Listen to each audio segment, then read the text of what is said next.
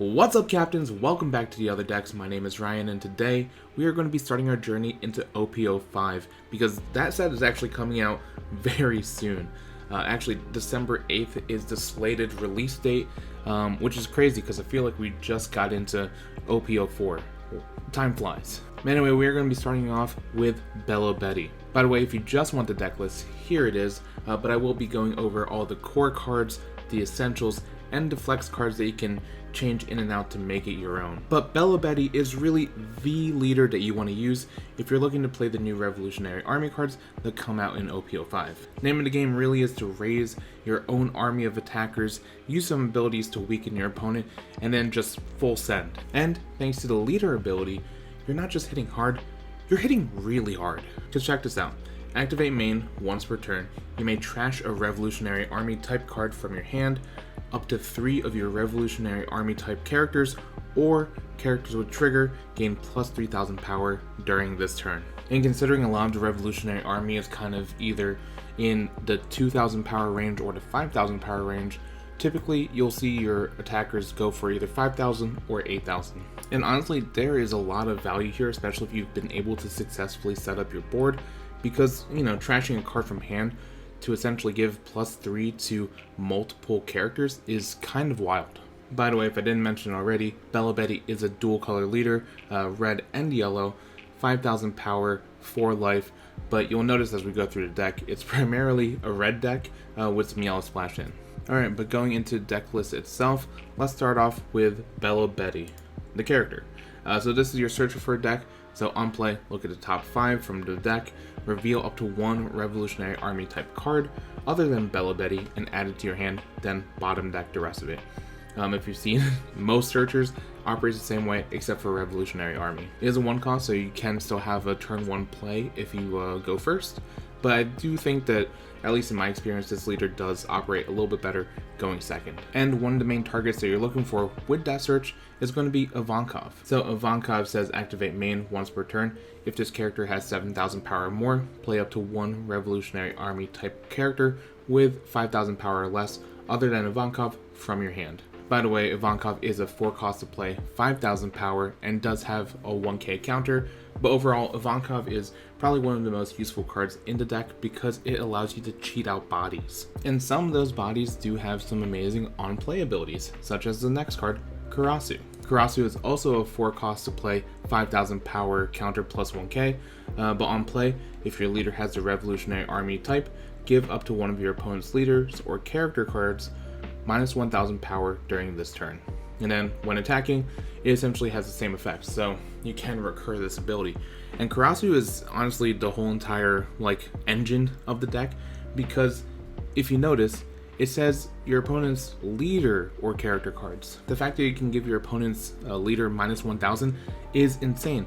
So what I was saying earlier about setting up your board and then just swinging, well, now with most leaders except for Whitebeard as well as the red purple Luffy, you can be swinging into your opponent who only has a 4000 power leader. And then with all those other buffs that your leader ability gives your characters, it's oftentimes an 8000 swing into 4000. So they'll have to give up a lot of hand resources in order to make sure that they can live, or at least not take a life. And while I was essentially going to leave it as just Ivankov and Karasu as the main core, they're the core cards, there is one other card that is somewhere between core and essential, but I put it in core just because I do think that it allows you to get a lot of aggro and aggression towards your opponent, and that is Inazuma. Inazuma is a 3 cost to play, 4000 power, counter plus 1k, but if you have a character with 7000 power or more other than this character, it gains rush.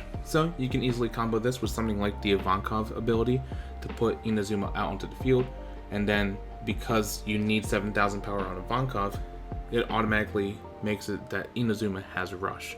So good pairing there. You can also just play it for 3, and as long as something has 7000 power, it still gains rush. So pretty solid value.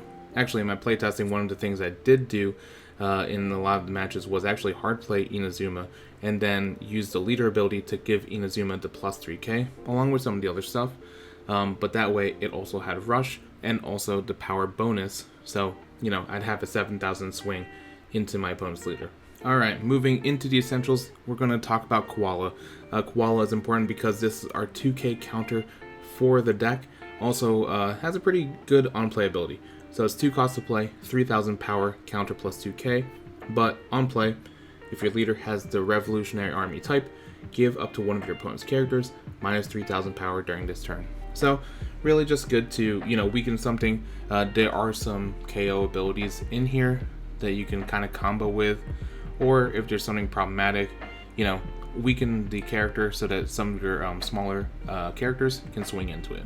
But one of the combo pieces that you can put with Koala is actually Kuma. So Bartholomew Kuma is 2 costs to play, 2000 power, counter plus 1k, but on play, KO up to one of your opponent's characters with 2000 power or less. So this combined with Koala means that you can KO any 5 costs in the game for essentially 4 Dawn. And then it also has a trigger ability. If your leader is multicolored, play this card, which is kind of nice. One of the other KO abilities that we have in here is also Lindbergh. So this is a 4 cost to play, 5000 power, counter plus 1k. But when attacking, if this character has 7000 power or more, KO up to one of my opponent's characters with 3000 power or less. And then this one also has a trigger ability. If you trash a card from your hand and your leader is multicolored, you can play this card. Next up on our essentials, I did put in Morley here, who is a 3 cost to play, 5000 power, doesn't have a counter, but when attacking, if this character has 7000 power or more, your opponent can't activate blocker during this battle.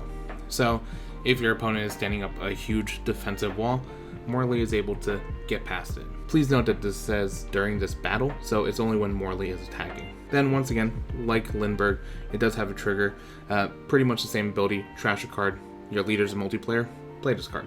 Multicolored. And at this point, you're probably wondering to yourself, hey, Ryan, where are the yellow cards, right? Because you said this is a red-yellow leader, and all I'm hearing are red cards. Well, yeah, luckily, we're about to get to the first one, which is Sanji. I think Sanji is essential for this. So I put him here, 4 costs to play, 5000 power, counter plus 1k, and he is a blocker, plus he does have a trigger ability where you can trash a card from your hand to play it. Now Sanji isn't just good because he is instant defense, right, when you hit it out of life, but also because he has a trigger ability, he is an eligible target for Belo Betty's leader ability. And you'll kind of sense that theme once we get into more of the yellow cards. Alright, but now that we've talked about the core and the essentials, let's talk about our flex cards. And starting off with a powerful one, I think he's needed, but I can see the argument for not having him. But I have Charlotte Cracker, 4 costs to play, 5000 power, counter plus 1k, but Dawn times 1. If you have less life than your opponent, this character gains double attack and plus 1000 power. And so this is super powerful because not only is Cracker able to get double attack, but he's also a viable target for leader ability, and you can cheat him out if you find him in life. Honestly, between this and Ivankov, I do sometimes have a hard time deciding which character I want to put onto the field first during the 4 Dawn turn, right? Because I think there's an argument to be made for both of them, but Cracker does allow you to get some pretty good aggression, especially if you can kind of hit it out of the park early on, because double attack can really put your opponent on the back foot. Next up is 5 copies of Satori. This is a new card in OP05, actually Sky Island card. 5 costs to play, 5000 power, counter plus 2k, which is nice. And then does have a trigger ability, trash a card from your hand to play it. The way I usually treat this is I'm really trying to just find him in life in order to play him and cheat him out onto the field. If I happen to draw into him, I'm mostly using him as a 2k counter. But yeah, Satori in this case is really just used as a leader ability sponge. And a target for that. Now, as a Big Mom player, I was kind of tempted to put in Capone Gang Beige because he is a 2k counter and also has that stun ability. But I do like sort of building into the aggression cheatable 5k attacker. And then the last 2 flex cards I want to talk about are, things I actually had a hard time deciding upon when I was building this. So the first one is going to be Emporio Energy Hormone. This is a counter ability, 3 Dawn, so kind of expensive, but up to one of your leaders or characters gain plus 3000 power during this battle. Then play up to 1 Revolutionary Army type character card with 5000 power or less from your hand. So this is really nice because not only is it a counter, but it cheats out a card. Also has a trigger ability of play up to one Revolutionary Army type character card with 5,000 power or less from your hand. And I really only put this in here because I was looking at the deck list and I was like, there's not enough defense, got a little scared. So wanted to put a counter in here. So I did. But I can definitely see that if you want to take a even more aggressive approach to the deck list, you can probably swap this out for something like the new Fire Fist, right? But for me, I went on the theme of defense, which is also why I have 2 copies of Bunny Joe. And honestly, Bunny Joe is just a 2 cost to play, 2,000 power, counter plus 1k, a cheap blocker, essentially, right? Now, the card I was really considering for this spot was the new Sabo, who's a 6 cost to play, 7,000 power, no counter, but on play KO up to 2 of your opponent's characters with a total power of 4,000 or less. And I think there are some advantages to having Sabo because, you know, he is a higher cost of character, higher power, so there are slightly less removal abilities that can target him. There's still a ton, obviously, but, you know, you don't have to worry about some of the smaller stuff. Which I experienced in my gameplay. It's really easy to kind of get rid of the 4 cost 5,000 power characters. I think the reason I didn't put Sabo originally was because 1, he didn't have a counter, so I was still thinking very defensively. Wanted to up my blocker count, which is why I put in Bunny Joe. And in my playtesting, and maybe I just haven't found the greatest ways to use it, that on play, I haven't used it yet. In one of the matches I actually recorded, that should be coming out soon, there was almost a chance for me to use it, but then ultimately I decided to wait, and it turned out to be okay. So that's why I'm like, do I need Sabo? I don't know. Let me know. Am I being crazy? But I decided to swap him out, put in Bunny Joe, the better card. But now that we've talked about the deck, let's show off a key combo that you'll probably see over and over again if you run Belo Betty. So like I said, the real key to this deck is to build up your board and then either play or attack with your Karasu to give your opponent's leader minus 1,000 power. You then use your leader ability to buff a bunch of things and then just go in and swing. And obviously this is pretty big because your opponent is forced to use a lot of their hand resources in order to stay alive. Honestly, I've been playtesting a bunch of the decks for OP05, and through all of my testing thus far, I've honestly found a lot of fun with Belo Betty, right?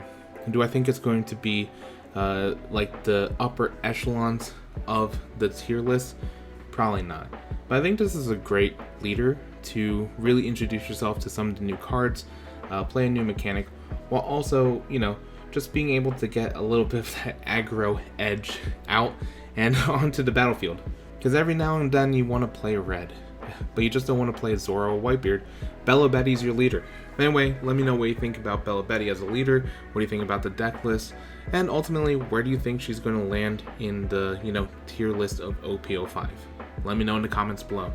And if you enjoyed the video, please consider giving it a like and subscribing to the channel as we go through more OP05 Awakening of the New Era. And once the video is ready, you can click here to see some Belo Betty gameplay. Thank you so much for watching, really appreciate it, and captains, remember, build what you like, play what you love, and I'll catch you in the next video.